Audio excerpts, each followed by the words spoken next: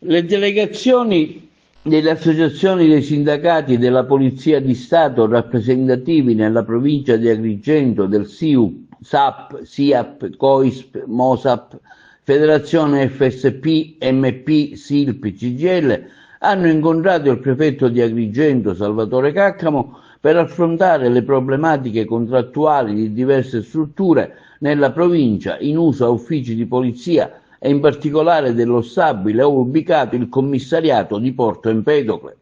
Nel ringraziare il signor prefetto, affermano i sindacati, per la solerzia dimostrata nell'accogliere le istanze unitarie dei sindacati di polizia, quest'ultimi hanno rappresentato le tante criticità di diversi immobili privati in locazione ove insistono i commissariati di pubblica sicurezza nelle varie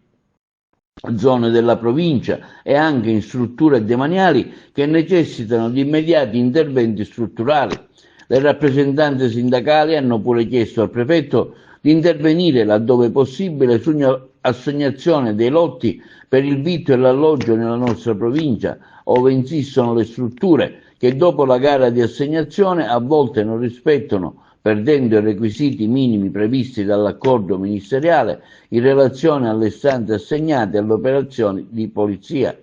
Nel salvaguardare il benessere di tutto il personale impegnato nel contrasto all'immigrazione clandestina, poiché costretto a lasciare i propri cari per andare a svolgere il proprio servizio con sacrificio e abnegazione, le organizzazioni sindacali in questione hanno chiesto al prefetto Caccamo di intervenire immediatamente per